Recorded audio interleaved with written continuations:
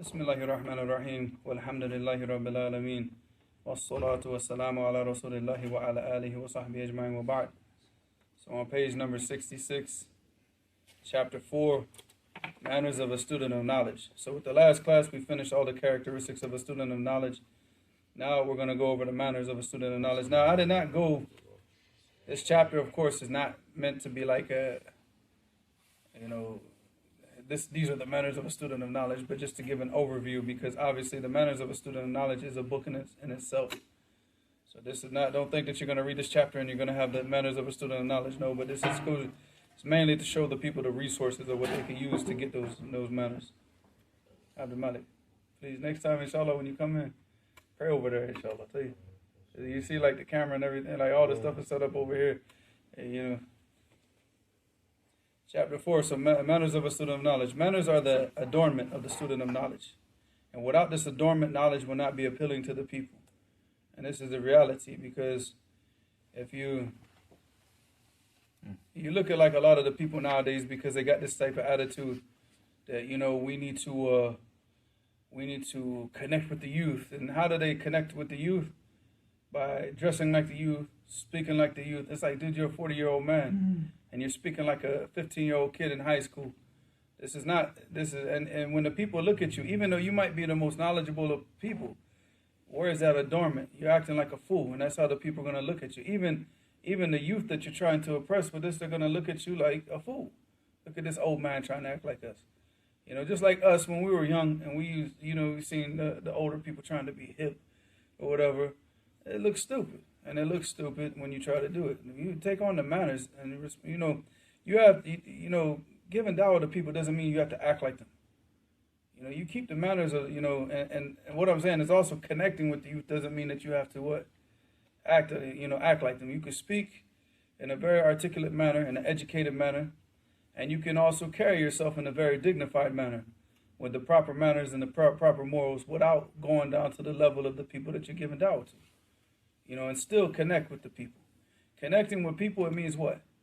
That you understand their situation. You understand what they're going through. And if you're a type of person that went through that type of situation, it's easy for you to connect with the people. You're giving dawah in a poor neighborhood, you grew up poor. It's easy to connect. You don't have to act like a fool to connect with the people. You don't have to hang around people smoking weed and acting a fool, and hang around with gang members to connect with the people. You still carry yourself in a dignified manner with the proper manners, the proper morals, and within the confines of the Quran and the Sunnah. But connecting with the people, you understand their situation. And that's what we really, really got to get into our heads nowadays, because you see a lot of the people, in their quest to connect with the youth. Well, they make a fool out of themselves, and they also make, they make the people not respect the knowledge. The people are going to respect the knowledge through the manners of the person and how you carry out the carrier of the knowledge, how he carries himself. If he carries himself with dignity, people will respect him, they'll respect the knowledge. But if he carries himself like a fool, people are not going to respect the knowledge. So he said after that, we must beautify the knowledge we are bringing to the people with our good manners, and we must refrain from doing the opposite. Bad manners are responsible for so many people being driven away from the truth. It is a sad reality, but it is something that we all have to work on, especially if we were raised in the West, especially if we were raised in single-parent homes and that single parent was a woman. You definitely have issues with manners, and definitely have issues with, so Allah Mustaan, if you didn't have a father with a leather belt, you might have problems with manners, right? Yeah, so, sometimes whatever it is, but it's a father with some tool in his hand to make sure that you are obedient. All right, the importance of learning and having good manners cannot be expressed in a short statement. Imam Az-Zuhri is reported to have said, كنا نأتي العالم فما نتعلم من أدبه أحب إلينا من علمه. So he said, we used to go to an alim, to a scholar, and he said, and what we used to learn from his manners, because what? Are they learning from his manners? Is this something that he's teaching the people? His manners and he's teaching you, of course. No. He's leading. No, he's teaching the people hadith. Oh. They're looking at his manners and how he does. They're looking at him and watching him. So they're learning from him by watching his demeanor, the way that he carries himself, the way that he acts. All right, they're learning from that. They're learning from his manners in that way, not by just simply you know, him like going through Al-Adab al-Mufrad or something like that, you know, and teaching just chapter on manners. So he said what we learned from his manners was more beloved to us than what we got from his knowledge. All right. And Khalid ibn Nizar, he reported that he heard Imam Malik say the following to a young man from Quraysh: Ya ibn akhi, ta'allam al-adab qabla an tata'allam al-ilm. So he said, my nephew. And Ibn Akhi, this of course is just used as a sign of respect from an older person to a younger person. If you were saying, like, for example, to an older person, you say, Ya Ammi, or my uncle. But here he's going to say what? Oh, my nephew, as a sign of respect for the younger person. Because he's a serious person, he's a person of knowledge, but he's young. So he said, Ya Ibn Akhi, oh my nephew, ta'allam al-adab, learn manners, qabla an tata'allam al-ilm, before you learn knowledge. All right, because obviously knowledge itself, if you have just horrible manners, and all you're getting is knowledge, but you're not getting the practice, and you're not really learning how to put that into practice, then you're not getting anything. You're going to remain with that same type of manners, the same type of attitude, the same type of behavior. And you know, and it's not, you know, what type of benefit can you bring to people? SubhanAllah. Could you imagine that? Like, I mean, a person goes out and seeks knowledge for like 20 years, or 15 years, or 30 years, or 10 years, comes back and still acts as ghetto as the day that he left out of America. You know, can imagine that. I mean, imagine like what you learned nothing, you benefited nothing. All the time, nothing of your character became refined. Nothing about your behavior became refined. You're still the same person. So what was the benefit of the knowledge? That knowledge didn't change you. All right, when you come back to the people and you go back to the people that you used to know, even if it's 10 years later, even if it's 5 years later, just getting that knowledge and practicing that knowledge, you should be able to go back to the people and they're like, who are you? You know, you're like a whole nother person to them. You don't have any of the same behavior that you had when you left. You know, because all that ignorance and all that is gone. It's gone from you.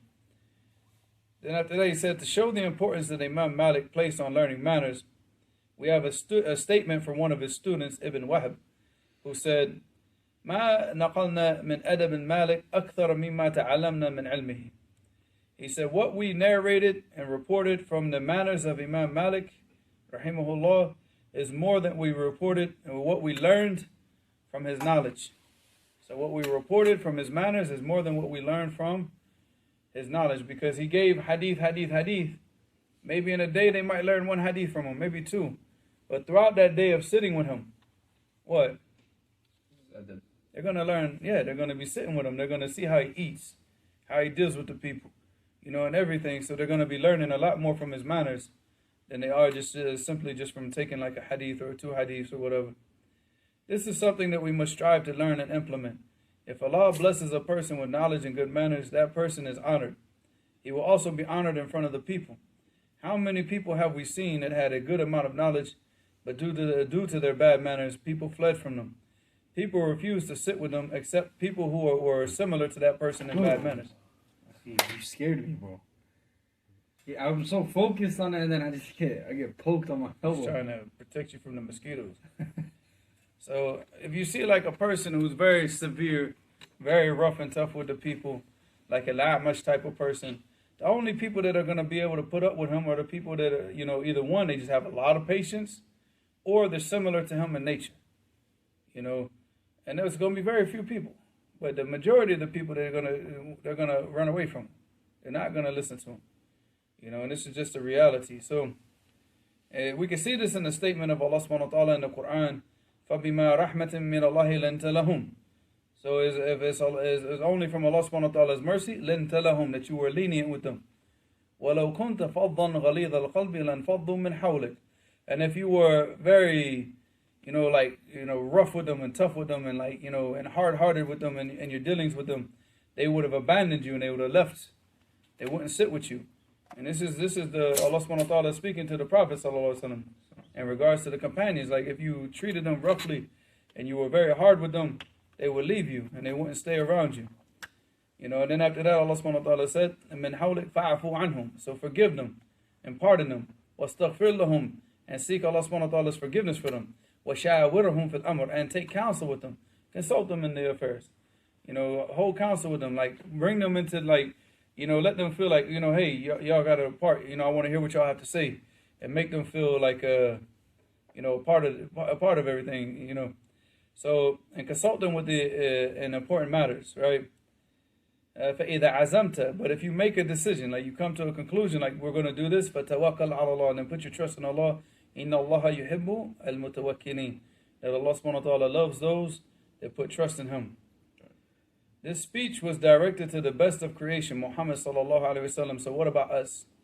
Most people today want to be known for their wealth or possessions or other superficial reasons. They do not care about knowledge and good manners. However, if you are famous due to possessions, once you lose your possessions, you will lose your fame. And this is reality. How many times have you seen this on social media? A person gets famous because of some stupid video that they made. And then that's it. They're gone. They're done. They're finished. And, they had their 1 second of fame. They lost it. Or a person who's famous because of their voice, and then some sickness happens and they don't have the voice anymore. Guess what? Nobody cares about you anymore.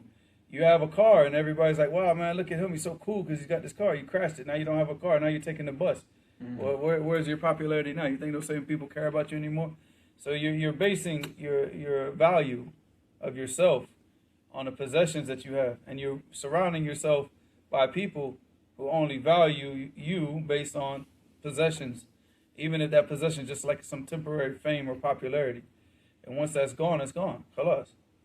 So, but if the person has manners and knowledge, that stays with the person. That doesn't change, mm-hmm. Whether the good times and bad times. And in fact, the people require the people of knowledge in bad times more than they require them in good times. So they still honor them in good times, but then they really, really, have to, go to that person of knowledge in the bad times and learn and get advice. And we need to put this thing up in the air somewhere. Just turn off the lights and it should go. Remember when I was sleeping here? No, we need to leave it. Just leave it, inshallah. Turn out the lights and leave it throughout the night and just kill them off. So. All right. So most people today want to be known for their wealth or possessions or other superficial reasons. They do not care about knowledge and good manners. However, if you are famous due to possessions, once you lose your possessions, you will lose your fame. If you are known for your knowledge and good manners, you will always be held in high esteem among the people. The statement was articulated much better by Ibn al-Muqaffa'. And when he said, إِذَا أَكْرَمَكَ النَّاسُ لِمَالٍ أَوْ سُلْطَانٍ فَلَا يُعْجِبَنَّكَ ذَلِكَ فإن زوال الكرامة بزوالهما ولكن ليعجبك إن أكرموك لدين أو أدب. Alright. So he said, إذا أكرمك الناس, if the people honored you and and held you in esteem because of what? لمال, because of money, أو سلطان, or because you have a position of authority over them. Because you're like the ruler, the president, the mayor, the governor. فلا يعجبنك ذلك, then that should not amaze you. You shouldn't be amazed at the people holding you in high esteem because of these possessions. Then it's not you. It's the thing that you possess that they're really honoring. It's not you. They don't care about you. Because if you take the position away from the person, then what? It's like a police officer, right? A police officer on the streets, the people are scared of him. All right, he does a crime and goes to prison. What, are they still scared of him now? No, they find out he's a police officer, they got to put him in protective custody to save him now. The position was taken away from him. They were afraid of what he represented, not him as a person. Nobody cares about him as a person. In high school, they probably beat the mess out of him. But then once he got the badge, now the people treated him differently because they look at him as what? In that position. Take the position away from the person, the authority away from the person, guess what? Nobody's going to care about him because you're not doing anything for the people to respect you. They're respecting that. Or you have a lot of money. They respect the money. They love the money that you have. They don't care about you. And but people still don't learn this, right? And this is what he's telling you. So if the people honor you because of money or because of a high position of authority, that shouldn't amaze you. All right. فَإِنَّ زَوَالَ الْكَرَامَةِ, because the honoring that they have for you will be taken away. What? بِزَوَالِهِمَا. Once that position or that money is taken away, or once it's gone, it's no longer exists with you. وَلَكِنْ يُعْجِبُكَ إِنْ أَكْرَمُوكَ لِلدِّينٍ أَوْ أَدَبٍ. But it should amaze you when the people honor you because of manners and knowledge. That should amaze you. When the people hold you in high esteem because of knowledge and manners that you have.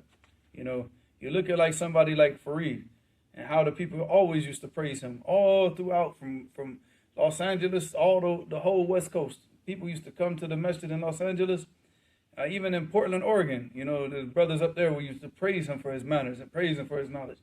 That should be something that you like held in amazement when you see a person getting held in high esteem for those things. But the dunya, no. But this is, what we see? People going in the wrong direction. They see the people on social media and they want to be like that. They want to have the fame. Like, that's not fame. That's not. I mean, even if it is, it's temporary. And what does that person do? You can dance on a video. So what? Is that going to make you money?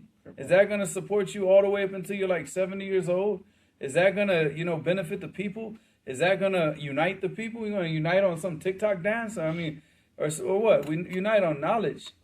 So almost time.